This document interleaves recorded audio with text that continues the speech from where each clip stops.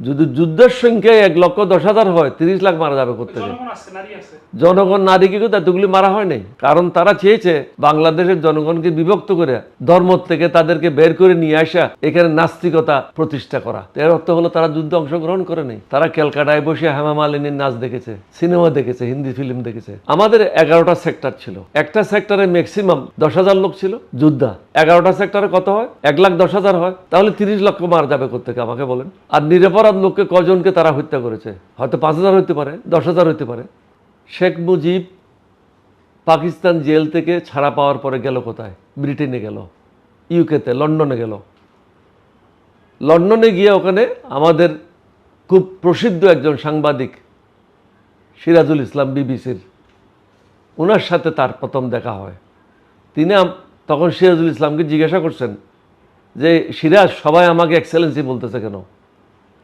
বলছে, তখন উনি ওনাকে সম্বোধন করলেন বঙ্গবন্ধু হিসেবে। বলে, বঙ্গবন্ধু, আপনি জানেন না বাংলাদেশ স্বাধীন হয়ে গেছে? বল, তাই নাকি? কখন হয়েছে বলো তো?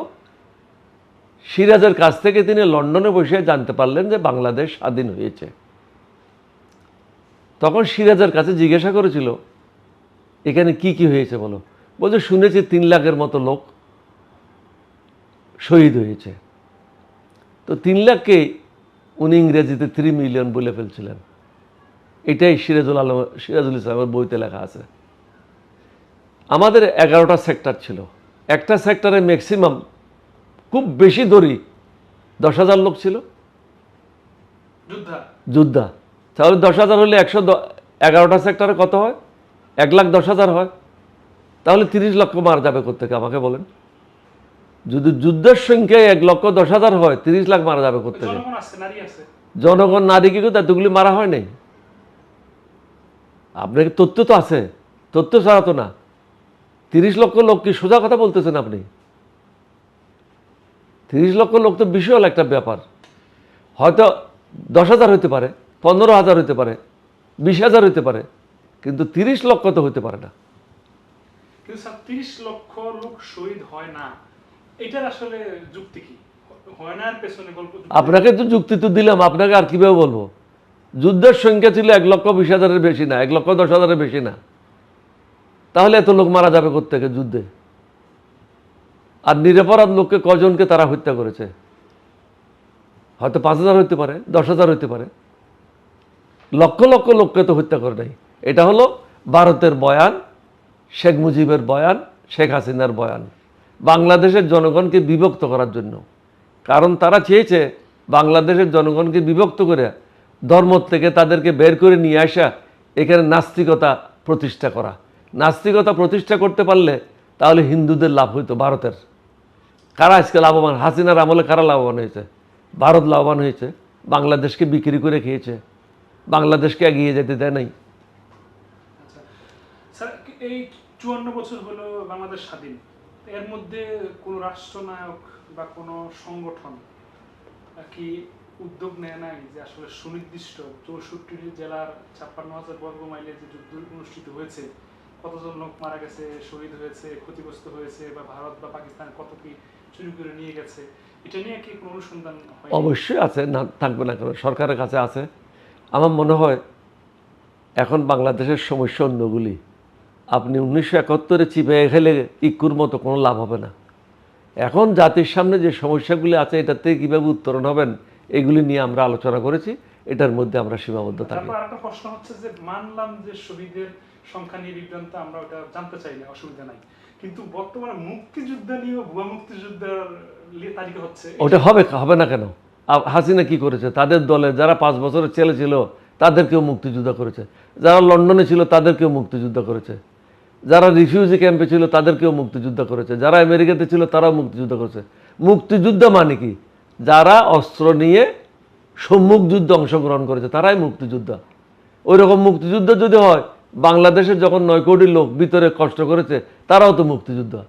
আপনি যদি লন্ডনে বসে মুক্তিযোদ্ধা হতে পারেন, তাহলে আরেকজন লোক যশোরে বসে যে কষ্টের জীবন যাপন করেছে, লন্ডনে তার কোনো কষ্ট হয় নাই, আমেরিকাতে তার কোনো কষ্ট হয় নাই, বা অন্য দেশে যারা ছিল তাদের কোনো কষ্ট হয় নাই, কিন্তু বাংলাদেশে যারা ছিল তারা তো বিভিন্ন সময় পাকিস্তানিদের হাতে নিগৃহীত হয়েছে। সুতরাং তাদেরকেও মুক্তিযুদ্ধ বলতে হবে। মুক্তিযুদ্ধের সংজ্ঞাটা আপনাকে বুঝতে হবে। যারা অস্ত্র হাতে নিয়ে পাকিস্তানের বিরুদ্ধে সম্মুখ যুদ্ধে অংশগ্রহণ করেছে অথবা মুক্তিযোদ্ধাদের সাথে থেকে যুদ্ধে অংশগ্রহণ করেছে।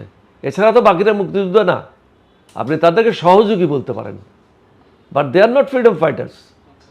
হাসিনা তো সবগুলি একাকার করে দিয়েছে, তার দলের লোকজনকে ভাতা দেওয়ার জন্য এটা ঠিক করেছে।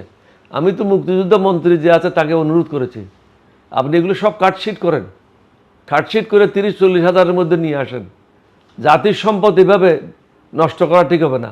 গরিব মানুষেরা খাইতে পায় না, আর শেখ মুজিবের সন্তানেরা মুক্তিযোদ্ধা ভাতা পাবে, এটা তো ঠিক না। স্যার, আমার প্রশ্নটা যদি ভুল হয় আমি ক্ষমা চেয়ে নিব বা ক্ষমা চাচ্ছি। সেটা হচ্ছে, মুক্তিযুদ্ধের চেতনার দল বলা হয় আওয়ামী লীগকে। তারা দাবি করছে তারা স্বাধীন করছে দেশ, শেখ হাসিনার বাপের দেশ তারা বলছেন, বা আওয়ামী দোসরা বলে যে আওয়ামী লীগের স্বাধীন করছে।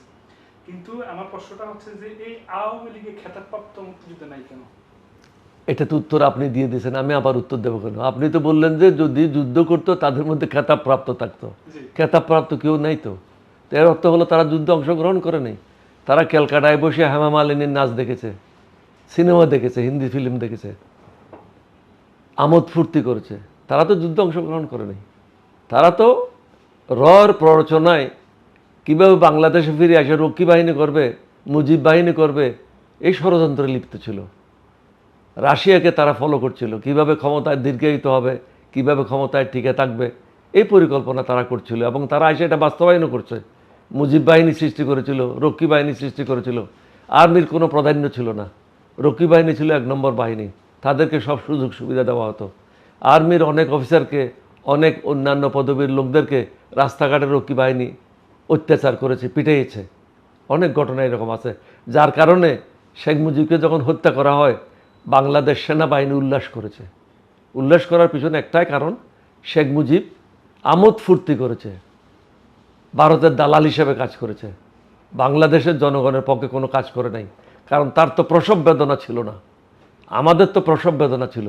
9 মাস আমরা যুদ্ধ করেছি, কষ্টটা কি জিনিস, অস্ত্রের মুখে যাওয়া, গুলির মুখে যাওয়া যে কী কষ্ট, এটা তো শেখ মুজিব বুঝে নাই।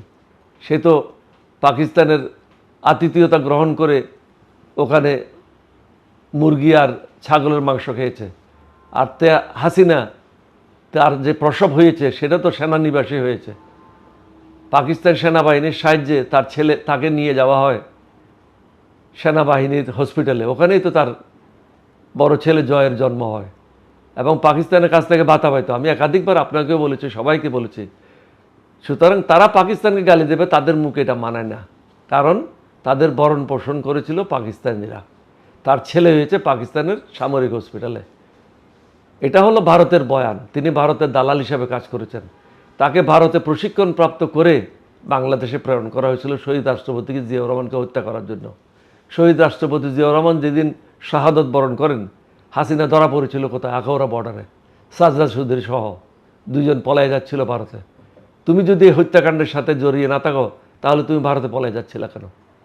সাজদা চৌধুরী সহ আখাউড়া বর্ডারে ধরা পড়ে এবং তাদেরকে ফিরিয়ে নিয়ে আসে। কিন্তু শহীদ রাষ্ট্রপতি জিয়াউর রহমান তাদের প্রতি অত্যন্ত শ্রদ্ধাশীল ছিল, শেখ মুজিবের প্রতি শ্রদ্ধাশীল ছিল, যার কারণে হাসিনার বিরুদ্ধে কোনো পরবর্তী পর্যায়ে কোনো ব্যবস্থা কেউ গ্রহণ করে নাই।